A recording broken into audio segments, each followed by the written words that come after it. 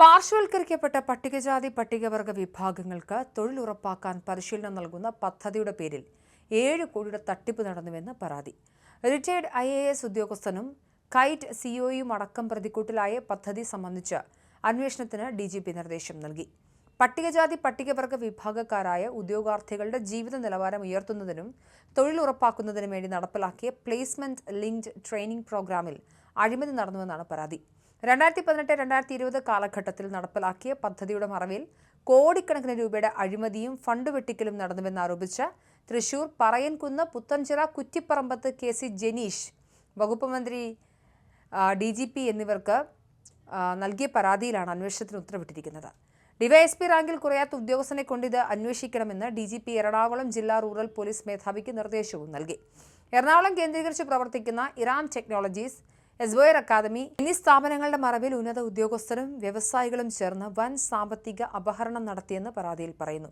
മുൻ പട്ടികജാതി വികസന വകുപ്പ് ഡയറക്ടർ അലി അക്സർ പാഷ, ഇറാം ഗ്രൂപ്പ് മേധാവി ഡോക്ടർ സിദ്ദിഖ് അഹമ്മദ് പറംതറയിൽ, എസ്ബോയർ academy centre director Paulose Theppala, നിലവിൽ കൈറ്റ് സിഇഒയും ഇറാം സയന്റിഫിക് മുൻ സിഇഒയുമായ K Anwar Sadath, Iram technology deputy general manager Austin, Iram scientific additional director RP Smitha എന്നിവരെ എതിർകക്ഷികളാക്കിയാണ് പരാതി.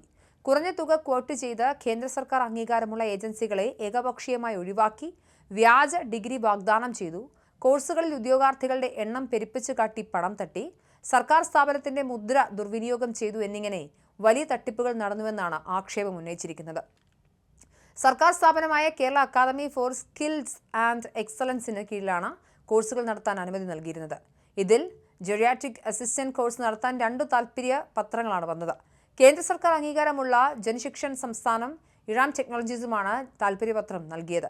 14.40 ലക്ഷം രൂപയാണ് ജൻശിക്ഷൻ സംസ്ഥാൻ കോട്ട് ചെയ്തത്. ഇറാം ടെക്നോളജീസ് 34.66 ലക്ഷവും കോട്ട് ചെയ്തു. ഇറാമിനെ അപേക്ഷിച്ച് യോഗ്യതയിലും പ്രവർത്തന പരിചയത്തിലും മുന്നിൽ നിൽക്കുന്ന ജൻശിക്ഷൻ സംസ്ഥാനെ കുറഞ്ഞ തുക കോട്ട് ചെയ്തിരുന്നിട്ടും ഒഴിവാക്കി. പകരം ഇറാൻ ടെക്നോളജീസിന് കരാർ ഉറപ്പിച്ചു. സർക്കാരിന് നഷ്ടം 20.26 ലക്ഷം രൂപയാണ് എന്നാണ് കണക്കാക്കുന്നത്.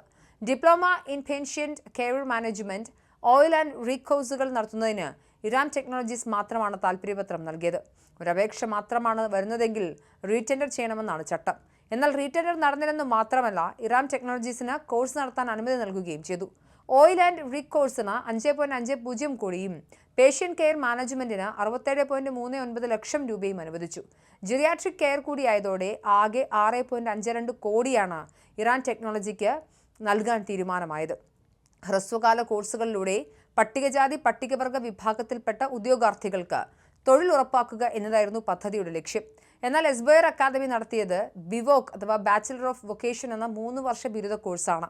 3 മാസം മുതൽ 1 വർഷം വരെ ദൈർഘ്യമുള്ള കോഴ്സുകൾ നടത്തേണ്ടിടത്താണ് ചട്ടം മറികടന്ന് ബിരുദ കോഴ്സ് നടത്താൻ കരാർ കൊടുത്തത്.